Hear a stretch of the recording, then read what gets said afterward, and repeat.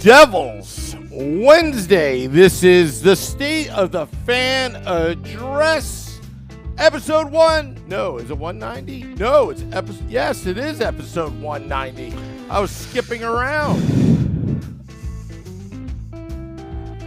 I'm your host, Sam Wu, here with Pucks and Pitchforks blog editor-in-chief Nick Villano, streaming live on Facebook Live, YouTube Live, Twitter Live, and Twitch on the Let's Go Devils Network. Oh, do we have a fine piece of programming for you today. We've got Joe Yerdon. Joe Yerdon. Bleacher Report. Also, Christy Flannery of the Hockey Writers on board tonight. Double Punch Wednesday. How are you, Nick? I'm doing great. I didn't realize my camera was up. I'm going to have to tilt this up a little bit. There you go. Look at that. Look at that. Fixing it on the fly. Look at that. I'm doing great. I got to make an explanation because some people saw the stream when it came out about 15 minutes ago. I accidentally fell. I'm okay. I accidentally fell. And then 1 minute prior I gotta ask, live, Sam. What's that? Do you ever fall on purpose? No. Okay. Yeah. I fell. I thought the joke would go further, but never mind. So keep going. All right. So I fell, hit a couple buttons on the keyboard. Then you and I, Nick, had a couple issues and panic ensued. But that's okay. The show must go on. The show must go on. Show must start. Yes. Well, we've already started, Nick. And, well, just like the New Jersey Devils, you find a way to win. You find a way to get the show up. So Sam, I'm glad you got the show up because I've been sufficiently angered at the start of the show. Do you want to know why? Why? Because a certain newsletter, article, website owned by the New York Times. Oh, I know what you're talking about. About attendance. Why in the year of the Lord 2022 are we still talking about attendance? I don't even have enough time to get in to this argument. I hate it so much. I hate talking about attendance. I hate it. The only reason you talk about attendance is to what's the word I'm looking for? Is to shame fans. Why are you shaming a fan base? Like, what is the value of this? I get what they're trying to do. They were trying to look at attendance as a whole and see why it was down across the league, but it's not really. And you're comparing it to 2019-20, which is, it's just a different world we live in. Like, this is not the same mindset that we live in. People spent a bunch of money last year because they couldn't do anything, and now they're not spending as much money this year because of inflation in America and across the world. Canada's inflation, I think, is worse than ours. So, listen, I'm going to write about this tonight. And I know I've been promising everybody out there articles. Nick had a rough week last week. But I did get you the top 25 prospects. That is up in Pucks and Pitchforks right now. Sam, can you bring it up? Bring up the front page real quick. I just want to just give me one. Show him that lovely picture of Luke. Just give me 1 sec here. Yeah. But the top 25 prospects is up on the front page right now. We got 2 Vinny Parisi articles, and I'm going to write about the attendance thing because I'm sufficiently angered. I am so sick of this argument. I'm so sick of hearing from Rangers fans, from Flyers fans, from, Islanders fans are even coming at us now about attendance. And now the national writers love to talk about attendance. So, quick facts before we get our first guest on, because we're not going to talk about attendance with Joe. We're actually going to talk about Ryan O'Reilly with Joe. So I'll give you a little teaser there. But a couple quick facts. 2 teams have a smaller capacity than the Devils do when Prudential Center has ice on the arena. It is the Winnipeg Jets and, of course, the Arizona Coyotes. So, okay.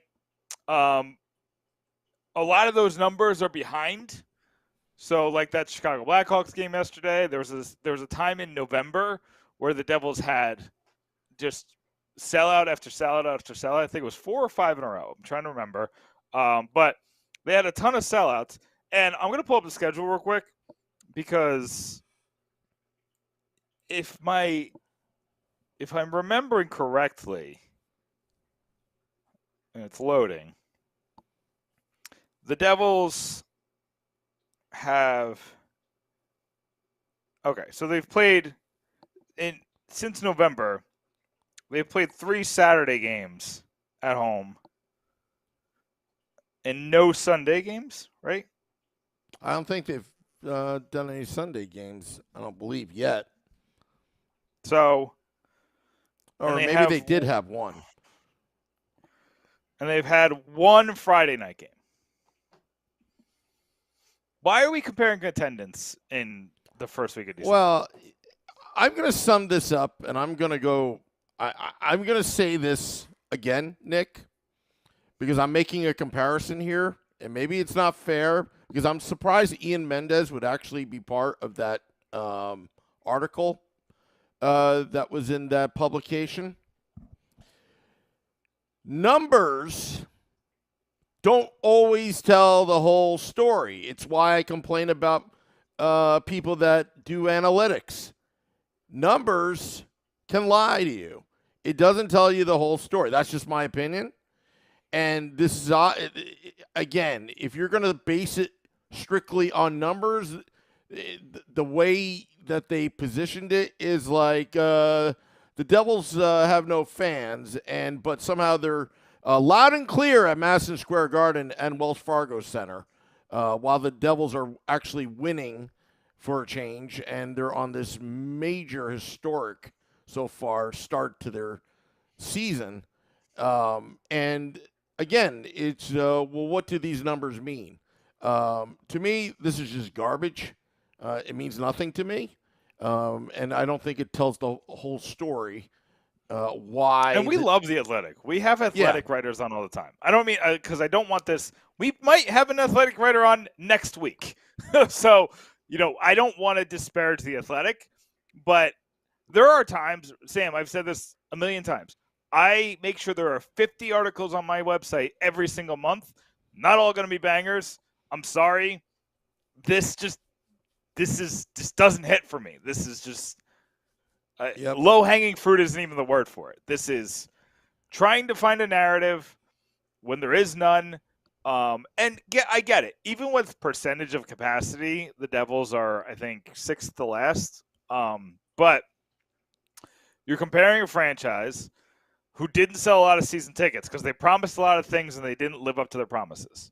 Yeah. So I highly doubt that a lot of people were lining up for season tickets after the Andre Palat signing and the Vitek Vanacek trade. You had a team who, rightfully so, a lot of the fans were just waiting on. Let me see what they are before I dive right in. So I don't think you had a lot of people excited to buy season tickets or excited to buy a ton of tickets before the home opener in the first month. They did a wait and see. Now we see that this is one of the best teams in the league, and they're ready to buy tickets, and that place is packed every night. Was it a sellout last night? I don't think it was a sellout last night. I think I saw some empty seats, but definitely better than a Tuesday night game last year. Let's put it this way, Nick. I'm gonna tell you what I see on the ground. So there's no influence on numbers or whatever. At American Whiskey, the bar across the street where we do this podcast, pregame, postgame, Devils After Dark, after the game, Game Day Live, before the game. What American Whiskey has told me, personally, what's happened this season so far exceeds what happened last season in terms of receipts, in terms of people. They are telling me for a 7 p.m. Eastern game, for a throwaway game, the team that nobody cares about, the place is jam-packed, wall-to-wall, around 4:45 p.m. to 5 p.m. You can't even get in, it's packed like sardines. That's all I need to know. The excitement is there. These numbers, again, you're comparing apples and oranges. Some arenas hold about 20,000 people. The Rock, it's 16. different, 16, and 16-1, I think, or and a lot of 16-4, it something like is luxury suites as well, Mhm. because they increased that number from their transition on. But Nick, we've got our two guests actually in the green room right now, the Andy Green room. So I'm going to let you talk to social media. Let me get Joe on in a sec. Okay. Yep. Sounds good. All right. So yeah. Sorry. I'm just social media. Let me know. Are you as annoyed by the attendance thing? Is that all they got now? They don't have. Oh, you're a losing franchise. Oh, have fun in the basement. Oh, da, da. Like all the on ice things. I've written so many times about the trap that I'm never going to write about it again because I've gotten my point across. Stop talking about the trap. The Devils just had a better team than everybody in the late 90s and 2000s. And I'm sick of talking about attendance. I'm going to write about it because I don't write about it a lot because it just makes me so angry because it's just a dumb argument. It's a dumb thing to bring up. It's just fodder to get people angry. Like what? Who is valuing that conversation? So, yeah, I'm a little annoyed. I am kind of over that conversation, and I'm sorry I didn't talk to social media. I'm sure Sam's going to bring the guest on in just a second. But I'm just over it. I'm over talking about this topic. This topic is so played out and so beyond the scope. Stephen Engel said, not annoyed at all. Mid of the week games are hard for blue collar workers. Weekends game is where it's at. And we've had 3 since November when people actually bought into this team. And we had one Friday night game and it was against Colorado. Like, I bet you a lot of people were just not trying to sign up for that. We took MSG and Wells next to the universe. Yeah, the Devils fans traveled really well so far this season. Maybe not far, but in the close capacity arenas like Wells Fargo, where Philadelphia plays, and MSG, where the Rangers play, the Devils were loud and clear. They were loud and clear. They were partying beforehand. I'm sure they partied after. Suka says, who the F cares about what other fans think? I don't care what other fans think, but this is an analyst. This is somebody, yeah, sure, they're Leaf fans, and I think one's a Calgary fan, or she writes about Calgary. I just don't get it. Like, why are you doing this? There's so much cool things to write about while you're writing about attendance. It just doesn't make much sense. 10 more wins and we tie our point total from last year. That's from Max on the YouTube Live. Yeah. That's cool. I like it. Let's go. Hey, listen, last year sucked. But this year is the polar opposite. This year is literally if you're looking at what happened last year, everything went wrong, and then the Devils went in the tank. This year, some things are going wrong. We're really feeling that Nathan Bastian injury. The Andre Palat would be really important to this team right now. He's not here. Mackenzie Blackwood, that's putting a lot of pressure on Akira Schmid to play well, and he's been phenomenal. Him and Vitek Vanacek are just, is it the Jennings Trophy that goes to the goalies? I really hope they win the Jennings Trophy. I really do, because Sam, is it the Jennings Trophy that goes to the 2 goalies who win the most games or whatever it is? Yes, it does. Mike Dunham and Marty Brodeur won it back in the late 90s, if you remember. Yeah. I hope Akira Schmid gets a little trophy love this year, and they win the Jennings Trophy. That's my goal. If anything, Nick, he'll at least get a high five from me. And that's as good as anything, isn't it? Yeah, at American Whiskey, right? There you go. He's got to get there, though. All right. Well, our next guest, I was chit-chatting in the Andy Green room, the new thing that we're doing here on this podcast. His name is Joe Yerdon, and I remember him coming on to all those shows on XM years ago. Great guy. Writes for the Bleacher Report. You can find him on Twitter at Joe Yerdon. Joe, you're on with Sam and Nick. How are you, my friend? Doing great, guys. Good to talk to you, especially you, Sam. It's been we were talking in the Andy Green room, and yeah, it's been a while, man. It's good to talk to both of you. I think the last time I saw you was maybe in the press box, 2012 Stanley Cup Finals. I think you, me, and Steve Levy were probably having a chat. Yes. Yeah. Yes, that was fun. Well, I mean, it wasn't fun for you guys, I know, but that was a fun 2012 was so time to be great. down there. Listen, that was a cup final appearance for Jersey that kind of came out of nowhere. So that was a treat, and they played fun. That was a fun team that year. Kovalchuk and Parise, man, oh man, and Marty tapping into the Fountain of Youth. That was a wild run.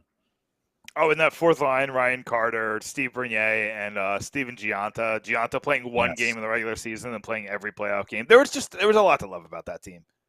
Yeah. I see Steven Gianna quite a bit here in Buffalo at games. He's a scout now for, I think, the Islanders, I want to say. Yep. I think that Steve Bernier. I mean, I think I end up doing a lot, because I cover the Sabres right about, basically every home game here. There's like a 6 degrees of separation thing with Buffalo, where it's kind of like 2 degrees of separation. But Steve Bernier, man, oh man, he lives in I don't want to call it infamy in Buffalo. They acquired him at the trade deadline one year, and he had a monster like first couple of games, and everybody, oh, Big Bear Bernier, here he goes, and then I don't know that he scored too much after that, but yeah, that's I don't know, man, it's wild stuff. And I'm going to go a little bit out of order here, Joe, because you brought up the Buffalo Sabres. You brought up that you're watching them every single night, and the Sabres remind me a lot of what the Devils looked like last year. They just can't get the goaltending. They can't. It seems like there's something missing, but this is a team that's going to compete for a long time. Jack Quinn looks really good this season. Rasmus Dahlin obviously looks really good. Owen Power obviously looks really good. Like, there's so many pieces here to pick up from. And the Sabres look like once they figure out that one extra part, like the Devils did this season, they're going to take that next step. So I kind of want to ask you, based on that, just as a guy who looks at the league as a whole a lot, a guy who writes for Bleacher Report, you write for your Substack, you're kind of picking and choosing a lot of these things from the league on top of your Sabres coverage. Do you think that this is going to change how people build their teams? We see what's happening with the Rangers, where they rebuilt on the fly, and everybody talked about that's going to change how everybody wants to rebuild because it went so well last year. But now we're seeing it falling apart. Do you think those narratives are going to kind of change towards what the Devils and the Sabres are doing? Yeah, I think it does, and it's because I think a lot of NHL stuff, coverage and attitudes from within are very much like, what have you done for me lately? And right now the Rangers are in a rough place. I mean, the Sabres aren't exactly in a super place in the standings, but the way that the guys that they've drafted are performing, and the guy, they acquired Tage Thompson in a trade that at the time looked like one of the worst in history, but now he's become like a freak of the week here. It makes people look at how you build your teams a little differently. Certainly with the Devils, I mean, Devils kind of snuck up on some people, I think. Obviously not you guys, because you're watching them all the time, and you know what these guys are doing, what they're capable of, and how they've played on the way up. But seeing Nico Hischier, to turn into like this two-way like phenom, Jack Hughes, everybody was ready to bust on Jack Hughes after the first season, and I'm like, dude, give him a break. Like, give him a break. Wait to see what he does when things get for real. Yeah, we're seeing it for real now. And, like those guys, they're easy to pick out, but then you get, Sharon Govich kind of comes out of nowhere, and he's very good. And, you get your Dawson Mercers, you got your Nathan Bastions, you got all these guys in the mix where people might not have been paying attention to them, but, you kind of take a peek around and you go, oh yeah, they've drafted all these guys. Wow. Okay. Yeah. That maybe they're onto something there. Mm-hmm. Yeah, and you talked about the Sharon Goviches, and especially Jesper Bratt, these 4th, 5th, 6th, 3rd round picks, these places where it's becoming low percentage chance and you're getting stars out of it. Like, it's low percentage to make the NHL, to play 20 games in the NHL, to play half a season. And Jesper Bratt's going to be a $9 million player, and Sharon Govich is going to be a $4 million player. Like, that is where it's really hitting. I think the Sabres are kind of in the same spot, right? It's like making sure that you have a lot of swings at the plate so you can get these diamonds in the rough. Oh yeah, it's for Buffalo, it was a lot of them stubbing their toes along the way. the original part of this rebuild that started back in 2013-14 when they were the worst team in the NHL and didn't luck out and get the first pick, but they still picked Sam Reinhart. Then they get Jack Eichel the next season. You're thinking, oh well, there's your building blocks. They're going to be ready to roll soon, and then it didn't happen for myriad reasons. Like I could talk to you for 9 hours straight about what went wrong there, and it would probably not still get to the heart of it, but this second kind of rebuild here with getting Darlene, getting Power, they draft Jack Quinn, they draft, they develop Tage Thompson into, they get the right guy to coach Tage Thompson to get him going in the right way. Things like that where, drafting Dylan Cousins, all these things, they just came together and like, these were the right guys at that time. The first time around with Reinhart and Eichel, Tim Murray was in a hurry. Sorry for rhyming. He was in such a hurry to get the team back to the playoffs and get, to shake off the drought they've been in for missing the postseason, that he started trading away first round picks to add to the lineup right away. You trade your first round picks for, Robin Leonard, or you're trading a second round pick and prospects for Ryan O'Reilly. You're trading, you create a giant package trade with Winnipeg to get Zach Bogosian and Evander Kane in, thinking, okay, now we're going to be able to, once these guys are in, we're going to be ready to roll. And, funny things happen along the way where it just doesn't click, doesn't work. And, you need to have the right people, you need to have the right situation, and you need to have the right coaches and players. You need to have everything go right and do it the right way to be able to pull it off. And Buffalo didn't do that before. They're working on changing that now. And that's certainly seems like it's on that right track. So let's talk about why you're here. And you mentioned it a little bit. You wrote an article about Ryan O'Reilly and kind of who's going to be in on Ryan O'Reilly. And it's funny because there's been chatter on my Twitter account and just kind of with the fans about Ryan O'Reilly, because I think it makes a lot of sense. It doesn't on the surface. Like when you look at it and you say, get another center, like, well, we got Nico Hischier and Jack Hughes, and if they don't work out, we have Dawson Mercer and Eric Halla and Michael McLeod, whatever. So on the surface, you're like, that's a little weird. But when you kind of get into the nitty gritty of it, it's an interesting concept. So in your article, you had the Devils as one of the teams that you think should be in or would be in on O'Reilly. So first, I just want to know why. Why do you think that would work?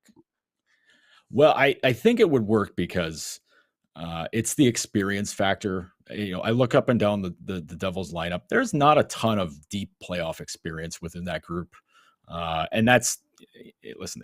There's a lot of teams that have the same issue, that are either on the rise or they're right now, but they're missing, especially up front.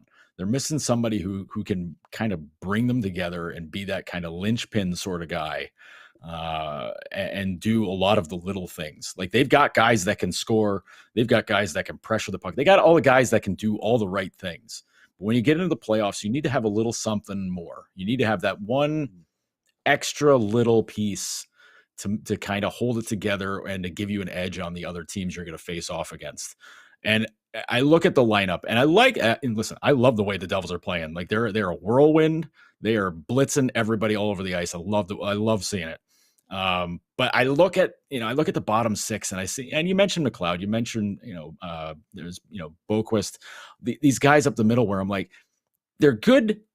They're fine right now. And they're going to get better because they are young. They're very young.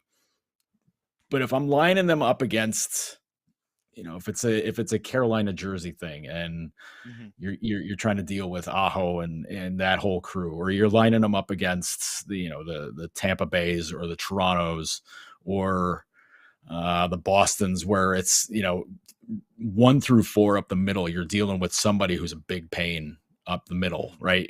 So you want to get an edge on some of those teams. So I look at adding a guy like O'Reilly to that mix, where you go Hischier, Hughes, Hischier, whichever guys. It's 1A, 1B as far as I care. But you add O'Reilly to that, suddenly you're looking at lining up against Tampa and saying, okay, we can match up with them every single line. easy, and maybe have an edge when it's, say it's O'Reilly against like a Nick Paul or somebody like that. Yeah, that gives you a distinct advantage. And he's been there. I mean, the way he played for St. Louis in 2019 was something else. I mean, that was his first year.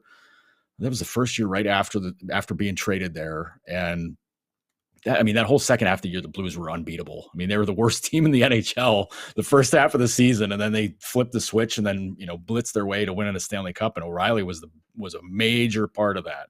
You don't win a Conn Smythe without doing it. So he does all those things. He can score points. He's not like he's a washed up guy. I mean, he's a 50, 60 point guy every year. But he's a great defensive forward. He's outstanding on faceoff.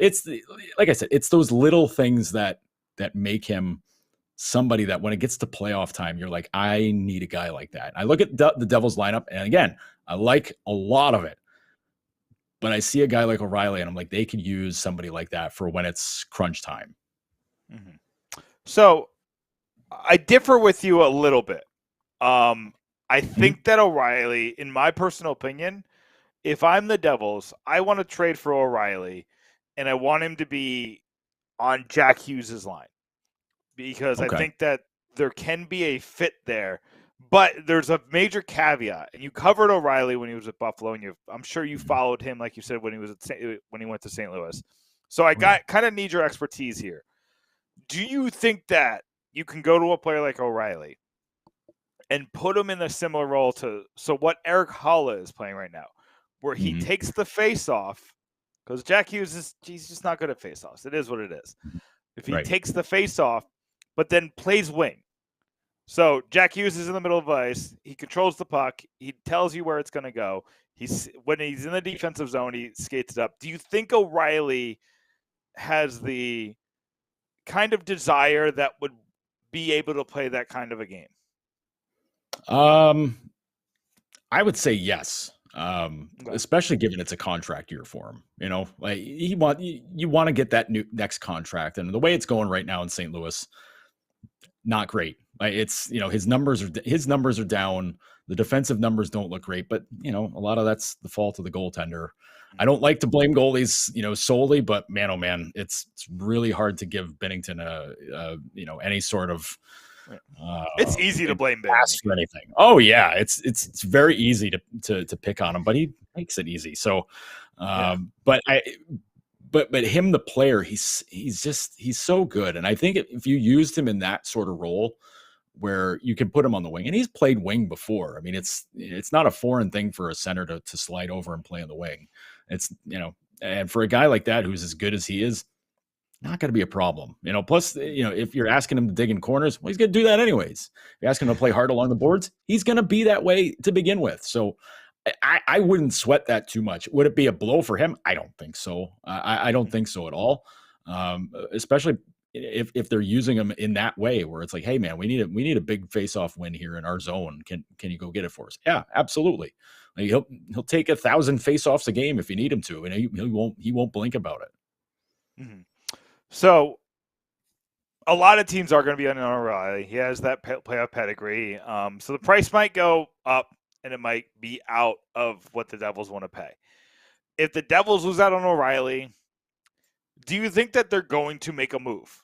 Just to, are they the type of team that's like the Lightning, make moves? They're just like, we want to make our team better. We want to make our team different. We want to find diamonds in the rough, or we want to find the superstar that's going to fit in what we do. Do you think the Devils are there? They have the pieces, they have the picks, they have the whatever. Do you think that they're going to look at the landscape and say, we're going to make a move no matter what? I think they're going to have to. And I say that with a little bit of hesitation, because I know they're missing some key guys. You're missing Andre Palat. That's a big deal.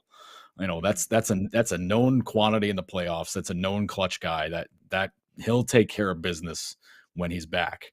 The area that and I think this applies for almost every team I listed. You could say, well, they don't need O'Reilly because they need a defender. They need another defenseman. Yeah. And I think that might be one spot where you can add, and you don't have to go out and make a big splash name. You don't have to go out and get some guy that's a 25-minute, maybe number 2 defenseman. Devils don't need a guy to do that. Dougie Hamilton's great. Siegenthaler's been awesome. John Marino was an incredible pickup. So Damon Severson's playing third pair minutes. Like that's Yes. nutty to me. Like that's, Yeah. I don't get that. I get it, but like it shows that you've got depth there. But you could use a little bit more when it's playoff. You can never. I know a lot of folks in Buffalo didn't agree with a lot that Jason Botterill did here. But one thing that he always said is that you can never have enough defensemen. So I think if you've got a guy that you can count on to be maybe your number 5 or 6 in there, and give you maybe a little bit more, maybe a little bit more balanced two-way ability. Because, Brendan Smith has been kind of through it with some other teams, Detroit and the Rangers. He's been around the corner and he knows he's a good veteran. But if you can make a little upgrade there, I think that's worth doing. Because then if you have an injury, you have an issue or whatever comes up and you can put Smith in the lineup, that's a good way to go about it. But that to me is, you're probably like a couple months away. Well, geez, we're in December already. Yeah. Probably like a month away from starting to have to really poke around other teams and say, okay, who's not going to be anywhere near the playoff race right now? And who can we pluck from that roster to maybe get an edge on some of these other teams in the East? Because right now the Devils, to me, are in a spot where they can start thinking ahead to the postseason and thinking, okay, what's going to get us the furthest in the playoffs, because that's the move they got to make. I know things can get crazy in the second half. Things can go, haywire. Teams can get hot. Teams can get cold. I know. But the way the Devils are playing and the way everybody's all in, everybody's committed, and the goaltending to me was the one thing that was going to be a question, but Vanacek's been great. So, it's the thing. And, Akira Schmid too. Like, geez, you got 2 goalies on the IR and it doesn't matter. So, but yeah, they'll need to make a move, but it doesn't need to be a blockbuster move. I think that's the key thing for the Devils, which is a good spot to be in because it means you don't have to sacrifice a ton of futures to do it. Absolutely. Joe, I want to thank you for spending some time with us tonight. This was a lot of fun. It was great to hear the road stories of Sam Wu. So that's always fun too. Joe, just take a couple minutes just to tell, where can people find your stuff? The most recent article, it's on Bleacher Report. Go check out where the Devils rank in that Ryan O'Reilly article. But let them know about the Substack. Let them know about the Bleacher Report. Let them know where they can all find your work and what you got coming up. Absolutely. First of all, you can find me endlessly shilling my work on Twitter at Joe Yerdon, JoeYerdon. You can find me at notedhockey.substack.com, doing mostly Sabre stuff there, but there is some other NHL work that I'm doing there as well. So it's worth checking out if you ask me. And I think that my opinion's the best one for it.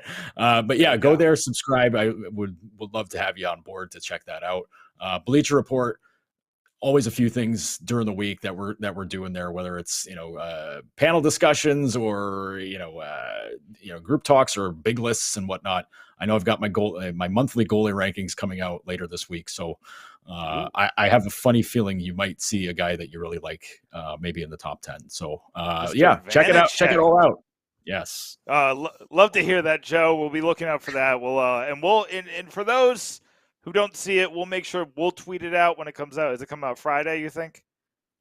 Probably Friday or Saturday, I would say. Friday or Saturday. Whatever day it comes out, we'll tweet out those goalie rankings from the Pucks and Pitchforks account as well. So if you don't see it on Joe's account, you'll see it on the Pucks and Pitchforks account. So we get that out there, and we're really excited to see where our man VTech is going to end up on the list. But Joe, thank you so much for spending the time with us, and we'll definitely have you on again.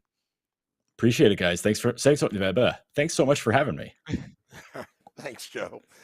That is Joe Yerdon of Bleacher Report. Good friend of the podcast already, even though that was his first time, because I know him. I know. Cool guy. Good friend of the Sam. Is he a fan of the? Is he a fan of the Woo Report? Is that? I have no idea. Or a friend of the Woo Report. I'm terrible, man. I need to retire.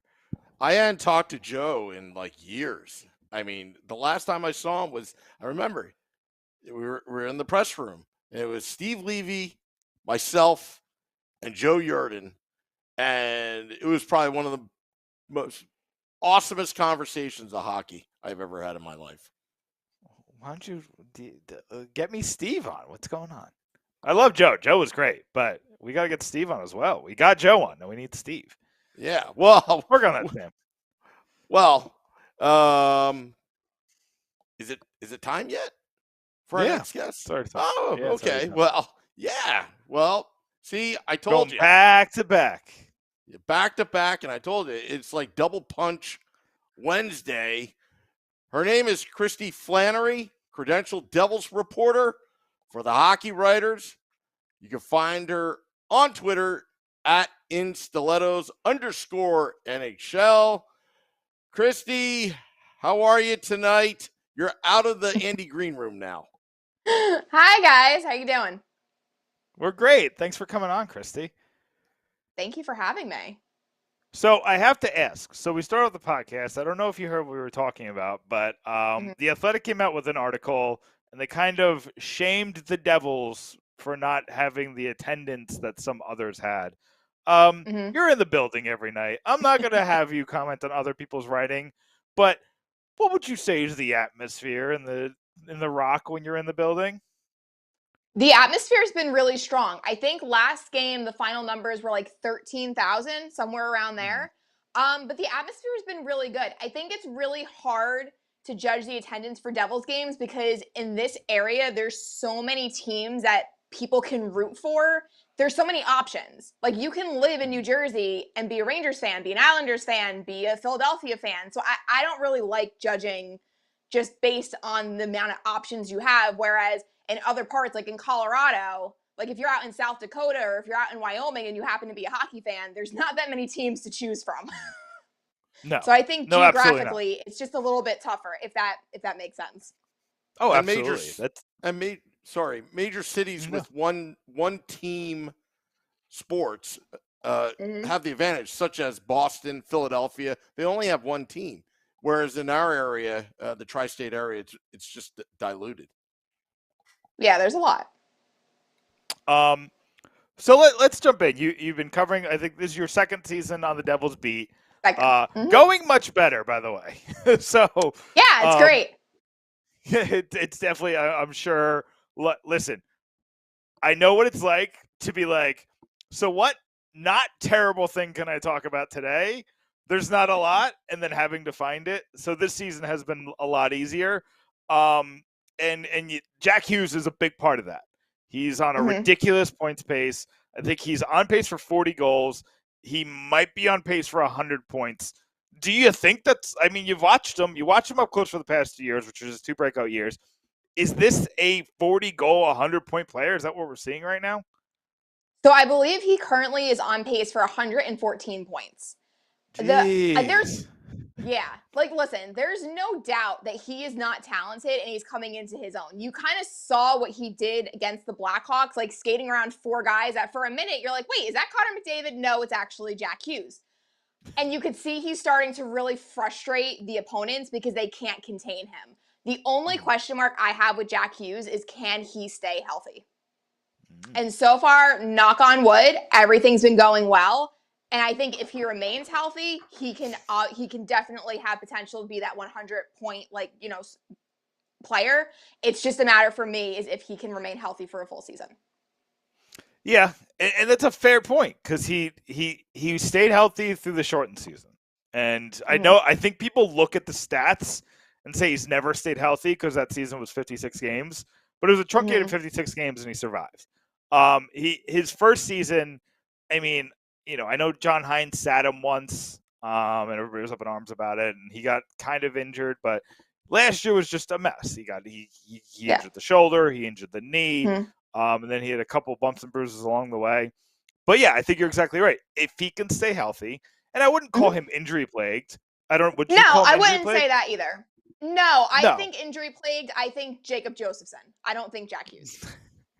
Yeah, I need a minute to be still my heart after hearing the name Jacob Josephson. But yeah, no, I think that, you know, and they all have been pretty fluky. He's done a really good job of staying away from big hits and you know, getting hit along the boards and things like that, the things that get these star players injured. So hopefully that can continue. So last night, Hughes did take over the game, but I mean, Dougie Hamilton was phenomenal. Jesper Bratt was really good. Siegenthaler was out of his mind. And Vitek Vanacek got a shutout. So everybody really came to play. How important is that to you? After I was seeing a little, we'll call them seeds of doubt amongst the fan base and amongst maybe some of the analysts, saying the loss to Nashville, like kind of a dud performance against the Flyers, and then just kind of the end of the game against the Rangers wasn't good either. What were your thoughts of how important it is to come out and just put the bricks to the road and just dominate like that? Well, I think that's kind of like the theme that fans are seeing this year, is that this is a team that's winning in all different ways, which is something that we really haven't seen from this team in a really long time. So I think it shows the depth. And going back to that, I believe it was the Predators game, because that was the game I think Miles Wood was also out with an illness. You saw how important Miles Wood and Nate Bastian are to this team. Because the one thing that I've really focused on this season is I'm like, look at the team's depth. Like, Lindy Ruff has been rolling 4 lines. There's been nights where all 4 lines contributed to the score sheet. And when you had Bastian out with Miles Wood, that depth was really exposed. Absolutely. And that's what we call a professional transition on this podcast, because you just wrote about Nathan Bastian and how Nathan Bastian might be the most important injury on this team. You're kind of seeing it, because when you take Zetterlund out of his spot, which he was excelling at, and you put him in Bastian's spot, and he's not as good at being Bastian as Bastian is, but he's probably the best of what they got, but then you lose. I'll let you explain it, because you wrote the article about it. First, let me ask, how much longer do you think they could survive without Bastian? And then just kind of talk about how important that injury is. Okay, and I think it's really funny because I got a lot of good feedback from that article, which I really appreciated, but I had a couple people that were like, you're insane if you think if he's more important than Palat. And I said, that's not what we're saying here. What we're saying is that the team and the fans only saw, I think it was 6 games of Palat, and he had 3 goals. So he was off to a really good start, and he seemed to seamlessly really fit into the top 6. Fans saw him with Jack Hughes and Alexander Holtz in preseason. Dominant performance. And I remember at the beginning of the season seeing him with Nico Hischier and Jesper Bratt. Also a dominant performance. So he really could go with Nico or Jack. What I'm saying is that Bastian carved out a very unique role for himself. He's a 4th line grinder. He's probably the most physical player on the team. I believe he had a team leading 50 hits before his injury. He's on the first power play unit, and he's on the penalty kill, and has been doing more. Has been shorthanded more than Michael McLeod, who led the team last year with Jimmy Vesey. Fun fact. Yeah, McLeod actually went from McLeod and Vesey were tied as the most ice time shorthanded last year. This year, McLeod is 5th among forwards. So we have Hischier, Sharangovich, Haula, Bastian, and then McLeod. Just a little fun fact for you. So that's what. Yeah, and right now we've seen Dawson Mercer take over his kind of role on the power play, which obviously has been working out. Jesper Bratt scored a power play goal against Chicago. Michael McLeod is now getting a little bit more ice time shorthanded. And so when we've seen Dawson Mercer kind of shorthanded now too a little bit. So we've seen that you can replace him in certain ways. But I think someone made a really good point. They left me a comment and said, when you talk about the impact line, Bastian was the one that kind of brought the energy. Like, he was the impact on the impact line. And I agree with that, because he's the physical player on that line. He's the one that's hitting guys left and right. And Zetterlund offensively has really blended in with McLeod and Wood. I think since he got dropped, I think it was the Rangers game was the first time they were like the trio was together. They scored a goal, all 3 of them with the Rangers, and all 3 of them contributed against, I think it was Chicago. Oh my God, I'm blanking. But another game they scored. Philadelphia. It was Philadelphia, I believe. It was Zetterlund's goal. Okay, yeah. So offensively, had a moment. I have wine with me. Don't mind me. Hey, listen, I got a beer, so it's a vanilla cold brew ale. Happens. So Zetterlund offensively really does blend in with them, but it's not the same. And that was my point, is it's not the same when you watch them on the ice. He can hold his own. It's not like he's performing badly in that role, but it's not the same. And that's why I think Bastian long-term is going to be more noticeable with him gone, because Palat was out of the lineup. The team won 13 games in a row. You see 3 games in with Bastian, even though they had a good record in those 3 games, you notice that there's a difference on the ice. And I kind of, to your point, I wrote about this in the offseason about how getting Bastian back, I think a couple people actually wrote this, but getting Bastian back off waivers changed the Devils last year. Bastian also led the team in hits last year by a lot. I think it's by, I know McLeod was second, but I think he beat McLeod by like 60 or 70 hits. And they were somewhere in like the 200 range. I expected that to change this year because Palat had like 150 hits last year. And somebody else they got, maybe it was Brendan Smith, had a lot of hits. So, but Bastian was still like the leader. He's the guy who brings, there was so much softness to the Devils over the first couple of months last year. So even before those injuries started piling up, this is what we forget. We blame the goalies. We blame the Jack Hughes injury. We blame this. We blame that. We blame everything about last year.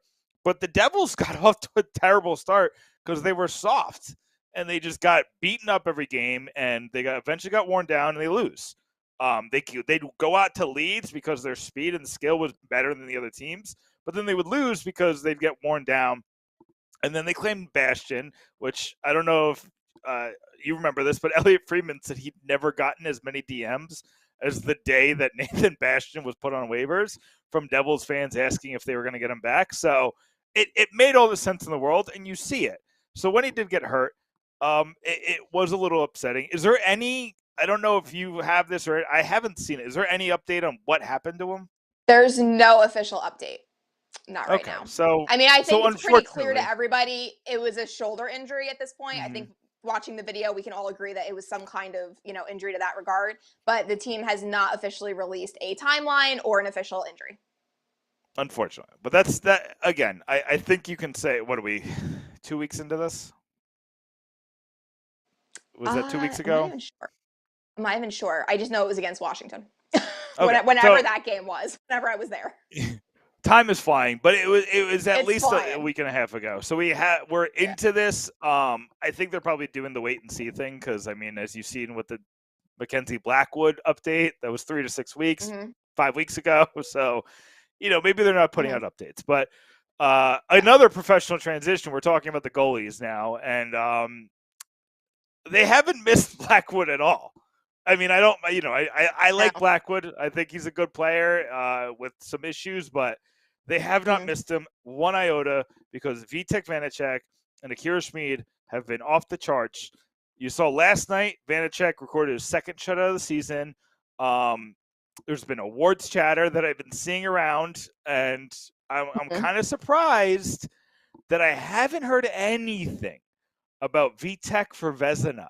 It just makes sense. The alliteration is there. It should be a narrative. Christy, what say you? Do you think that this is, am I crazy, or do you think that this is a legit possibility?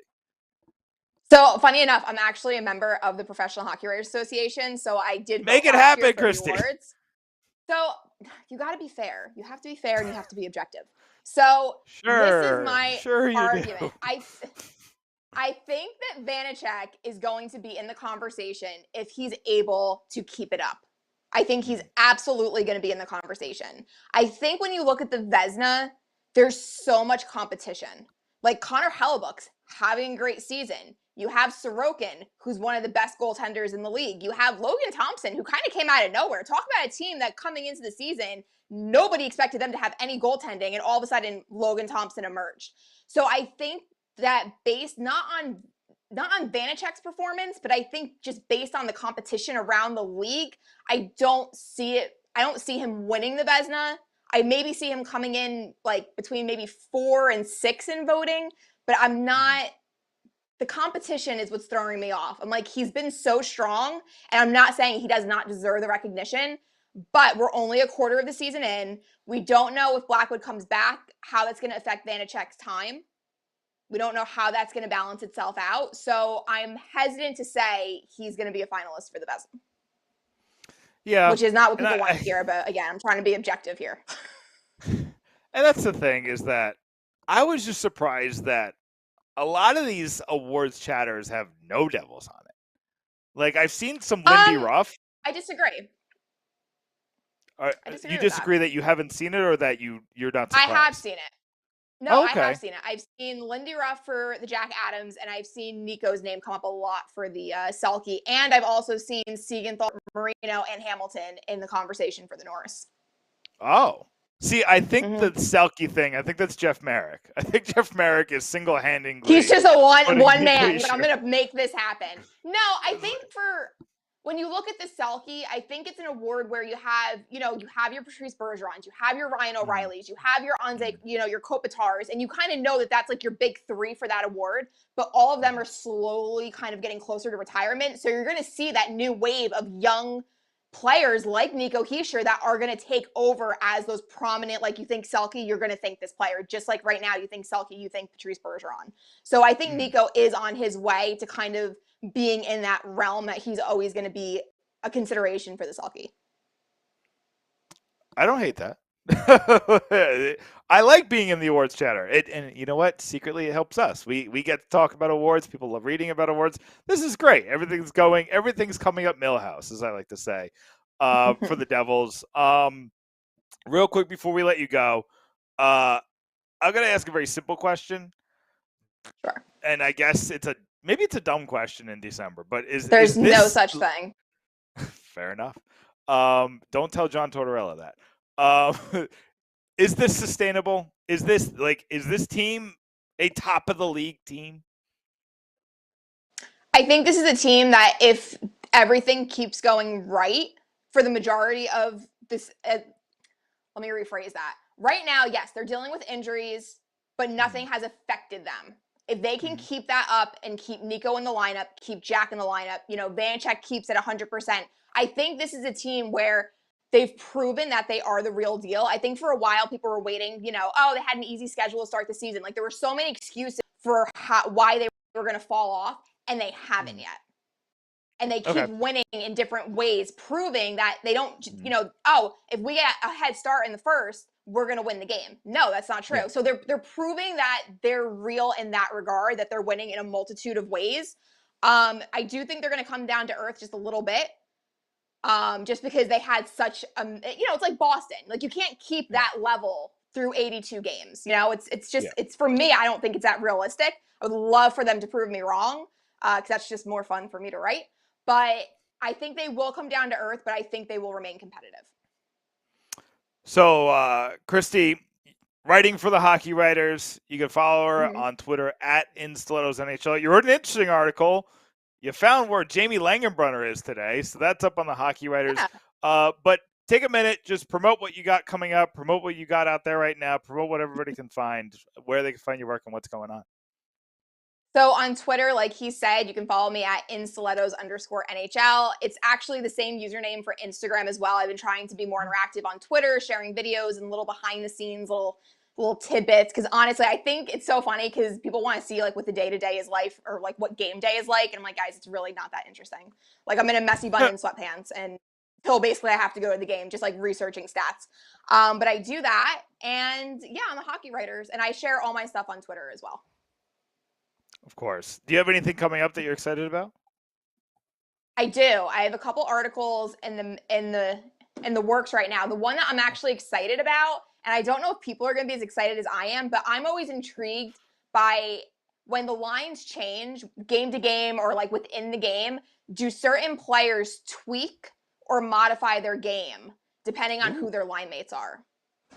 So I like that. The past couple games, I've been talking to a couple of the guys and just asking them straight up, like, do you make adjustments? Like, if you know that Jesper Bratt is going to be on your line and you have his speed that you can work with, do you adjust to that? Or if you're going to be with Miles Wood and Miles Wood has the physicality, does that affect the game? So I've been talking to a couple of the guys and getting some pretty interesting answers because it varies. It really does. And I love those articles. I have that. Yeah. I love those types of articles where you could tell you've been asking questions for days and weeks to get all the answers that you need. And I love Yeah. those. Those are great. So I'm really excited for that to come out. We'll put that out on the Pucks and Pitchforks Twitter as well. So everybody who's listening to this can see this everywhere. But Christy, first time, I'm sure we're going to have you on again. This was a lot of fun. We really enjoyed having you on. Thanks so much for coming on and spending some time with us. Thank you so much for having me on. It was a lot of fun. Thank you, Christy. That's Christy Flannery of the Hockey Writers. You can find her on Twitter at @instilettos_NHL. Wow. I'm waiting for that article. That sounds cool. That's I like in that. Depth. That's in depth. And to get a player's point of view of the adjustment, I mean, think about it. If you're on the BMW line Z series, Zetterlund going from the second to the fourth, and then suddenly you lost the M and the B, and I'm sorry, the W and the B. Yeah, I get my alphabet mixed up sometimes. But yeah, you have to make adjustments. Think about Mercer. Sorry, I didn't mean to cut you off. You go. Yeah. No, I was about to say that Sergei Brylin, if anybody was should be in the Hall of Fame for being that interchangeable part when he played, it's got to be Sergei Brylin, because he played on the penalty kill, the power play. He filled in on the first line here and there if there was an injury. You can plug him anywhere. And at least retire his number. Well, I've been saying that for years. He's probably the most unappreciated, underrated devil, pretty much, I think, of all time. I like Jay Pandolfo, don't get me wrong. I love John Madden when he played. But Sergei Brylin had a habit of just, where you need to put a body, on the second line or fourth line, or, too bad he didn't get an opportunity to be in goal. I mean, he probably would have done it pretty well. Yeah, I don't know if he would have done it as good as the guy who was in net, though. No, but if he was an E-Bug, I'm sure Sergei Brylin would be on tops of E-Bug history. But that sounds like it should be your next article. Why don't you talk about Brylin's retired number? I think I already did. Oh. I think it's one of my first articles, isn't it? Or should I revisit that? I can't wait for February. You know why? You know why I can't wait for February? Why is that? It would be the 1-year anniversary when I stuck up for Lindy Ruff. And I'll revisit that article and go on another victory tour. And I'll go on another victory tour. And then I'll get criticized for going on the victory tour when all these tweets just didn't age well at all. That's what I say. So, Sam, we haven't had a Sergei Brylin article written on Pucks and Pitchforks since 2011. Really? I thought I wrote about it. No, you did that in your dreams, apparently. No, you know what? I probably did a podcast about it. Yeah. I know I did a podcast about it. Turn the podcast on, play it in the background. And start writing? Yeah. I'll tell you, Sergei Brylin, again, it's like he is a lifer like Danico, but in a very quiet way. So I'm curious because I've had this 50 greatest New Jersey Devils players kind of sitting in my queue for a couple weeks now. It's just this is a monster. I have so much more to write, and I'm already at about, how many words am I at? It's at about Is this a 20-page term paper? It's 50 pages. Wow. Sam, I'm about 20% of the way done. Okay. And we're at 6,000 words. All right. So you do the math. We're looking at a 30,000 word behemoth coming your way. Wow. So that's why it's taking me a little while. Let me know when that comes out, because I'll do a Woo report on it. That'll be the longest Woo report of all time. No, Sam, we got to call Chico. I'm requesting Chico to read this All right. article. It's probably going to take him. You know what? Maybe I shouldn't. Maybe I'll send him the list. He doesn't have to read the article because that's asking a lot. But let me send him the list. But I was curious. I pulled it up because I wanted to see where I had Breland. And I'm not as big of a Breland fan as you are. But and this is my process is weird how I write. So what I do when I do these lists is I make the list and then I write. And then while I write, I change the list a lot because I learn new information, or I second guess what I was thinking before, or maybe I made the list too quickly. I currently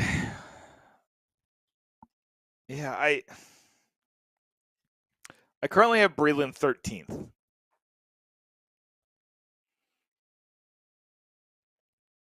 13th of all time. Mm-hmm. Well, there's a lot of, you got to think Scott Stevens, Ken Danico, Patrick Elias, Brodeur, Niedermeyer. So there's your top 5. Maybe. Not giving away the whole list. Yeah. Well, I'm just, the most impactful Devil. The issue with Breland was, he literally did all the dirty work. He wasn't a fighter. But he was a gutsy player. He was always plugging away. He was stopping other teams. Mm-hmm. At the same time, he was always going against top lines. And he never complained. He just did his job. He spoke very eloquently about coming to this country, coming from the old Soviet Union, where to the point where, some of the things that we take for granted, such as hockey tape, they would have to recycle their own hockey tape. Yeah. To put on their socks. And who knows how their socks were made back then. So, Breland it should be up there. I would say at least in the top 10. But, making the top 5, no, but should be in the top 10 of all time. Look, he wasn't exactly a big guy, but you know what? If you told him to play a position, he will do it and do it well. Yeah, I agree with that. That's why I'm like looking at it. I don't know if that's where he'll end up or not. I'm looking at the list, and I am having trouble putting him ahead of some of these guys, but it's always hard because it's hard to compare amongst eras. Like how do I compare John McClain's impact to Claude Lemieux's, or Travis Zajac to Scott Gomez, or you know what I mean? Like, where does Brian Giunta fall on that list? This list is really hard. I'm not gonna lie. It all boils down to championships. What their impact were on the. It does. It does. Because how is that fair that's Taylor Hall? You don't play hockey to win Hart trophies. You play hockey to win the Stanley Cup. It's all to me. To win the Stanley Cup, you got to take the team to the playoffs, and that's what Taylor Hall did. So and that's the other thing is that he did. How do I compare? He did it once. I understand, but it was one of the, and that's part of the problem. How do I compare Taylor? How do I compare phenomenal seasons or phenomenal playoffs to great careers? So phenomenal is here, and then great is here, right? Travis Zajac had a great career, but he never really had a phenomenal season. He had good seasons, he had really good seasons, and then he had fine seasons, but he was never outside of here, right? Taylor Hall is here, and then here. So it's like for one season, he was better than anything Travis Zajac ever did. But, that's a bad example because Zajac was here for so long and Hall wasn't. But I'll tell you this, and not to be rude, but the biggest thing Taylor Hall ever did for the New Jersey Devils was get traded to Arizona. I'm loving Dawson Mercer. I'm loving Siegenthaler. I'm loving Kevin Ball. I'm loving all the assets that came back. They're not assets to me. They're my team that's actually number one in the entire NHL right now. So that's what I have to say about that. I wouldn't even put Taylor Hall ahead of Sergei Brylin. That's just me, though.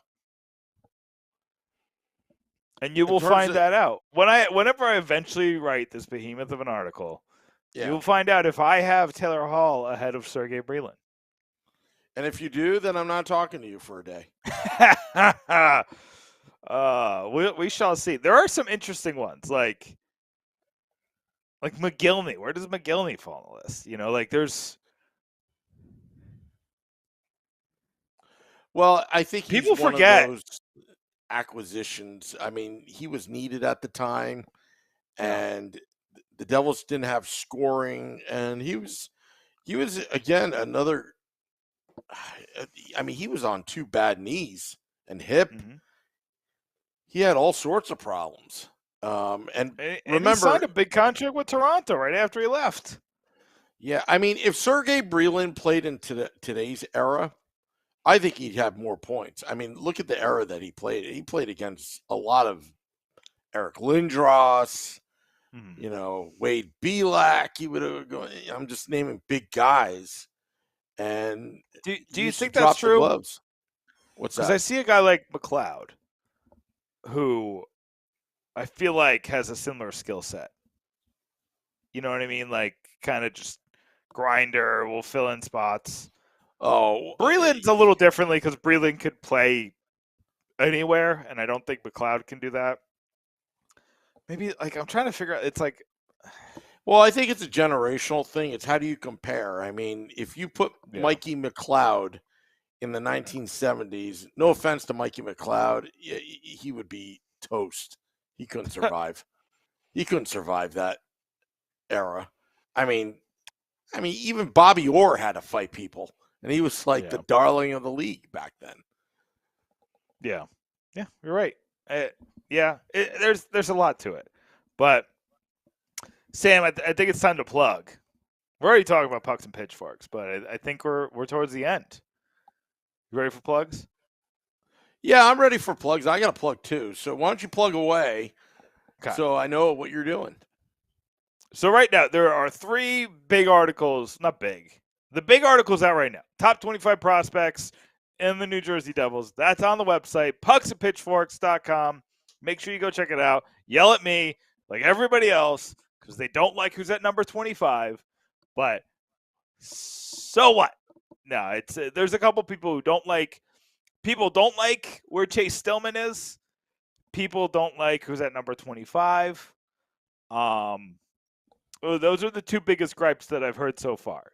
And then Seamus Casey, Sam, I've gotten people who love where he is, and I got people who hate where he is.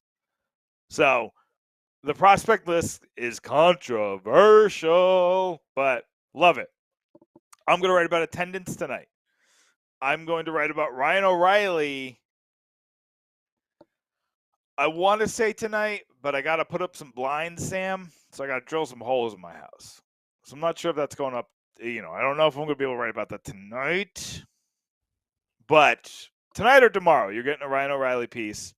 And then tonight or tomorrow, you're getting a piece on the trade that would get us Cole Caulfield.